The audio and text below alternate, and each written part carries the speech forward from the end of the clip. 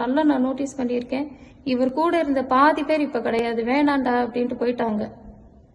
இவர் கூட இருந்த பாதி பேர் இவர் வேணவே வேணான்னு போயிட்டு புதுசாக தான் ஆளுங்களை சேர்க்குறாங்க வைக்கிறாங்க. ஏன்னா காசு இவர் கேட்குற அந்த 5 லட்சம் 10 லட்சம் எவன் தூக்கி தரானோ அவன் தான் வந்துட்டு அங்கே என்கிட்டே ஃப்ராங்காக சொல்லியிருக்காரு, நீ காசு கொடுத்தேன்னா உனக்கு பதவி, முத்துலட்சுமி காசு கொடுத்தா முத்துலட்சுமிக்கு பதவி. இப்போ அதே மாதிரி முத்துலட்சுமி என்னை விட அதிகமாக கொடுத்துருக்கு, அதனால அதுக்கு பதவி போயிடுச்சு.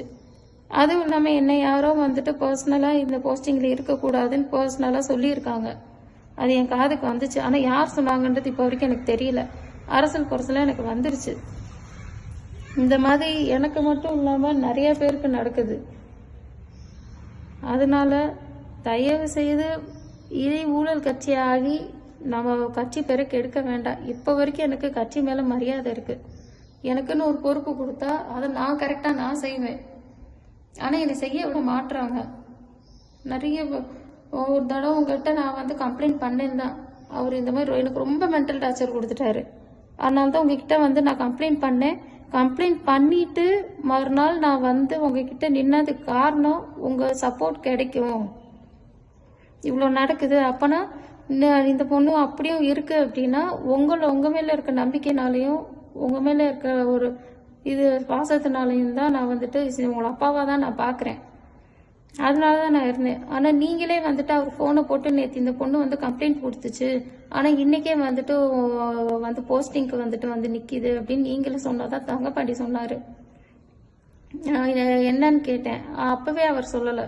எப்போனா உங்கள் பர்த்டே அப்போ என் ஹஸ்பண்டு, அப்புறம் கனிராஜ், அப்புறம் யோகானந்த், இவங்க எல்லாருமே வந்துட்டு உங்கள் பர்த்டேக்கு விஷ் பண்ண வந்தாங்க. அந்த விஷ் பண்ண வந்தப்போ யாரோ ஃபோட்டோ எடுத்து அங்கே போட்டிருக்காங்க சஞ்சய்க்கு. அதை பார்த்ததுக்கு அப்புறம் தான் ரொம்ப டென்ஷன் ஆகிட்டு நான் ஒரு பொண்ணு என்னை உட்கார வச்சு 10 ஆம்பளைக்கு நடுவில் என்னை உட்கார வச்சு பேசினாங்க. அந்த நிமிஷமே நான் ஏதாவது பண்ணி செத்து போயிருந்தாலோ இல்லை ஏதாவது இதாக இருந்தாலோ கட்சிக்கு கெட்ட பேர். அந்த நிமிஷம் அந்த அளவுக்கு நான் உக்கிட்டேன். ரொம்ப எனக்கு அசிங்கமாக போச்சு. டோரையும் லாக் பண்ணிட்டாங்க, நான் ஓடிடக்கூடாதுன்னு. அப்போ பொண்ணுங்களுக்கே அங்கே சேஃப்டியே இல்லை. அவர்கிட்ட பொண்ணுங்களுக்கே சேஃப்டி இல்லைன்னும் போது எப்படி நீங்கள் வந்துட்டு மற்றவங்கள நம்பி நீங்கள் கட்சிக்குள்ளே அவரை விட்டு நீங்கள் செய்வீங்க? எனக்கு அதுதான் புரிய மாட்டேங்க. அவர் மேலே கம்ப்ளைண்ட் இருக்குன்னு தெரியும், எந்த அளவுக்கு கம்ப்ளைண்ட் ரைஸ் பண்ணுறாங்கன்னு தெரியும். தெரிஞ்சும் நீங்கள் அவரை வைக்கிறீங்கன்னா உங்கள் சப்போர்ட்டில் தான் அவர் பண்ணுறாருன்ற மாதிரி தான் எங்கள் எல்லாருக்குமே ஒரு சந்தேகம் வரும். ஆனால் இப்போ வரைக்கும் நாங்கள் உங்களை சந்தேகப்படலை, ஆனால் சந்தேகம் வர வாய்ப்பு இருக்குது. ஏன்னா இவர் அந்த அளவுக்கு தப்பு பண்ணுறாரு.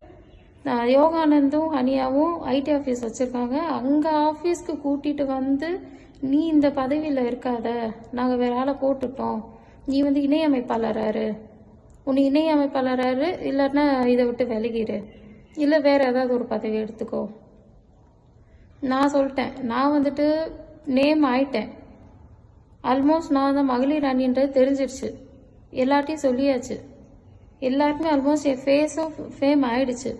இந்த நேரத்தில் நீங்கள் எப்படி மாற்றுவீங்க? இல்லை புசியானந்தான் தான் மாற்ற சொன்னார், அவர் தான் உன் பேரை மாற்ற சொன்னார். நிஜமா அவர் தான். அவர் அப்படி சொல்கிற ஆளே கிடையாது, அவர் அப்படி பட்டவரும் கிடையாது. அப்போனா இந்த போஸ்டிங்கில் இருக்கணும் அப்படின்னா வேலைக்கு போகக்கூடாதா?